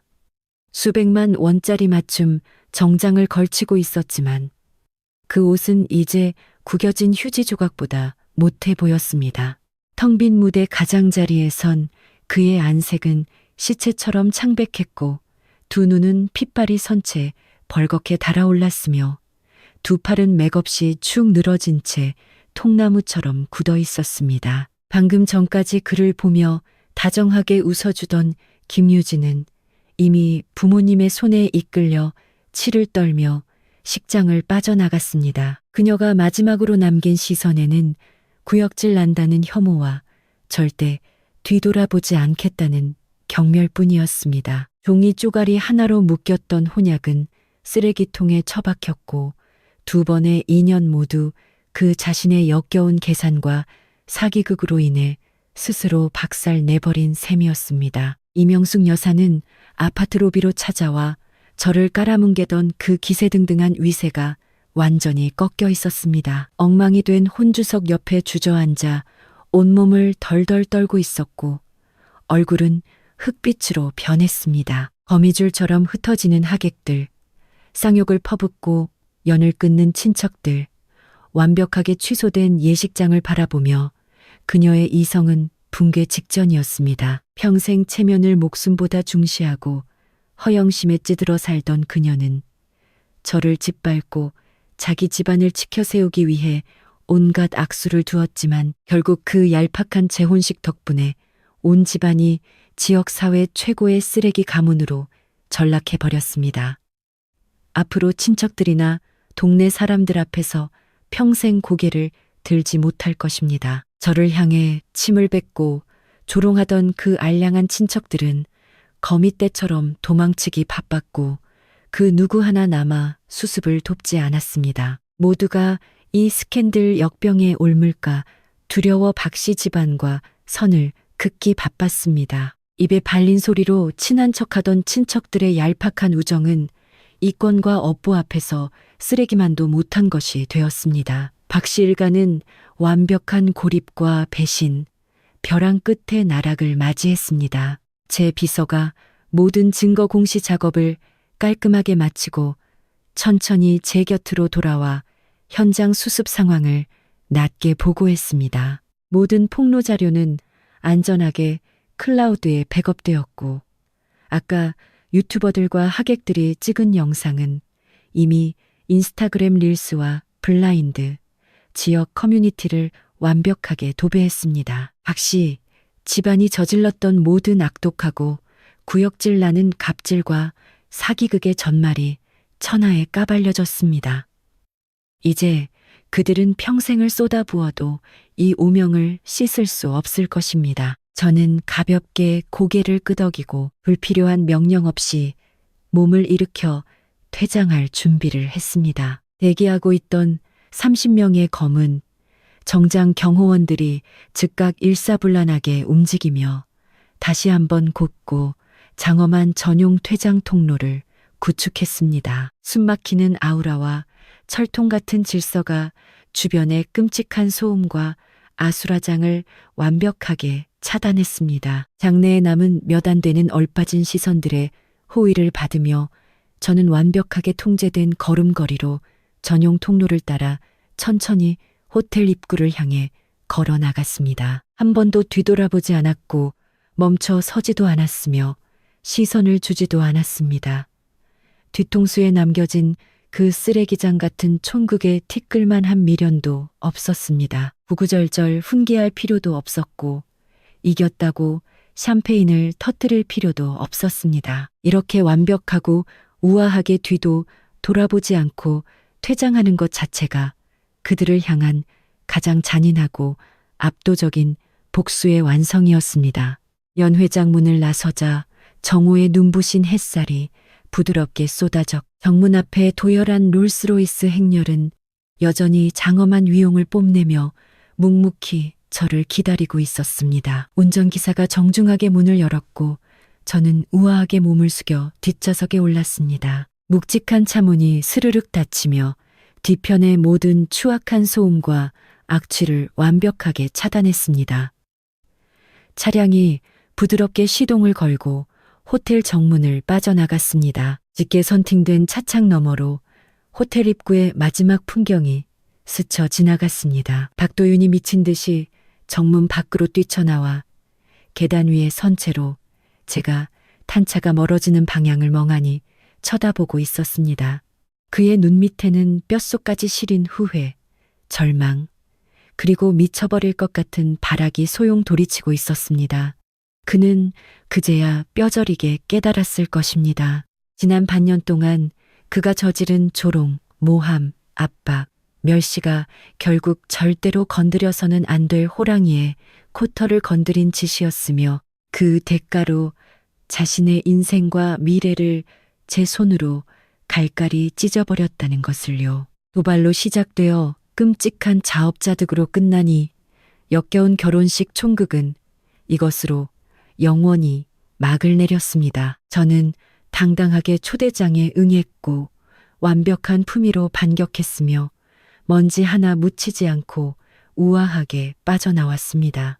짓밟렸던 제 모든 자존심을 되찾았고 저에게 더 씌워졌던 억울한 오명과 편견을 박살냈으며 한치의 상처 없이 완승을 거두었습니다. 반면 박도윤과 전시댁 식구들은 영원히 기어오를 수 없는 지옥의 구렁텅이로 굴러떨어졌습니다. 결혼식은 개박살 났고 혼약은 휴지 조각이 되었으며 인맥은 끊어지고 평판은 오물이 되었습니다. 억 단위의 돈을 허공에 날려버리고 알거지가 된 것은 물론 온몸에 똥칠을 한 채 동네와 지역사회 영원한 조롱거리로 전락했습니다. 앞으로 남은 인생 동안 그들은 친척이나 이웃의 얼굴을 마주칠 때마다 이 스스로 판무덤 같은 결혼식을 떠올려야 할 것입니다. 사람들이 뒤에서 손가락질할 때마다 오늘 느꼈던 그 미칠 듯한 수치심을 피부 껍질이 벗겨지도록 되새겨야 할 것입니다.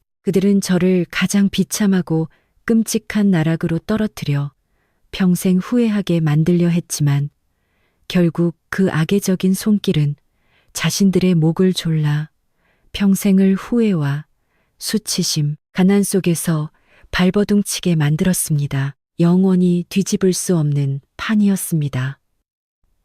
에필로그 결혼식 스캔들이 터진 지 보름이 지났지만 동네와 지역 커뮤니티의 열기는 식을 줄 몰랐습니다.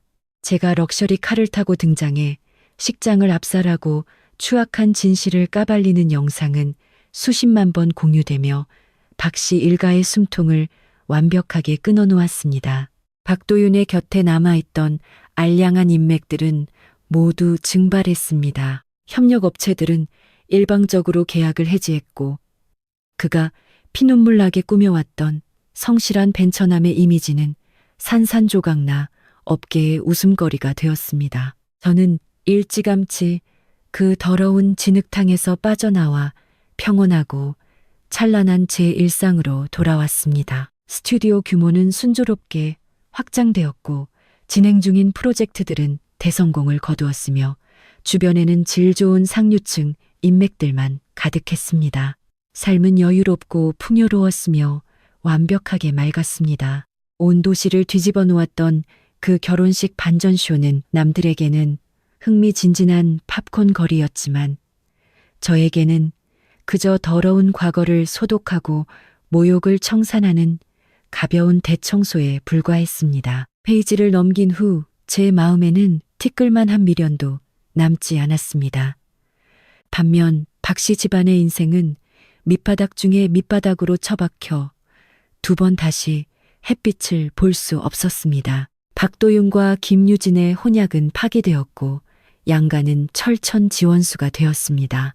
김유진네 집안은 아파트와 혼수, 예단을 이룬 한 푼까지 모조리 회수해 간 것도 모자라 박도윤의 사기 결혼에 대해 파혼 위자료 청구 소송까지 불사하겠다고 으름장을 놨습니다. 스캔들을 덮고 감옥행을 피하기 위해 박씨 집안은 평생 모은 알량한 재산을 모조리 털어 위자료로 바쳐야 했습니다. 그나마 밥술이나 뜨고 살던 집안 형편은 순식간에 빚더미에 앉은 빈민촌 수준으로 전락했습니다. 업계에서 소문이 다 나버린 박도윤을 써주는 회사는 아무데도 없었고 과거 거래처들은 그를 차단하고 상종조차 하지 않았습니다. 고정 수입은 완전히 끊겼고 자잘한 사채 빚에 시달리며 좁고 곰팡이 핀 단칸방에 틀어박혀 술에 찌들어 폐인처럼 살게 되었습니다. 가장 피가 마르는 지옥을 맛본 사람은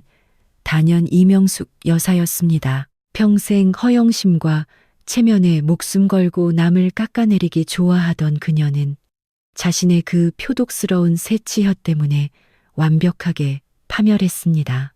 동네 이웃, 친척, 지인들은 그녀가 전 며느리를 어떻게 학대하고 사람을 차별했는지 그 구역질 나는 인성을 다 알아버렸습니다. 길을 가다 마주치면 다들 전염병 환자 피하듯 피해 다녔고 등 뒤에서 침을 뱉으며 대놓고 손가락질했습니다. 매일 카톡방에서 자기 아들 자랑하기 바빴던 그녀는 이제 전화기 전원조차 켜지 못했습니다. 명절 친척 모임이나 동네 미용실 수다방에서 사람들은 을의 그 미친 결혼식 이야기를 안주거리로 삼아 그녀가 얼굴을 비출 때마다 비아냥거리는 소리가 귓가를 때려 그녀를 미치게 만들었습니다. 그녀는 종일 방구석에 틀어박혀 도윤이가 병신같이 처신해서 집안을 망쳤다고 아들을 원망하다가도 과거에 제가 있을 때 구박하지 말고 잘해줄 걸, 내 발등을 내가 찍었다며 가슴을 치며 피눈물을 흘렸습니다. 박씨 집안 편을 들며 저를 물어뜯던 박수진 역시 인터넷에서 매장당했습니다. 그녀가 단톡방에서 악플을 주도하고 입을 털었던 캡처본이 지역 맘카페에 다 까발려져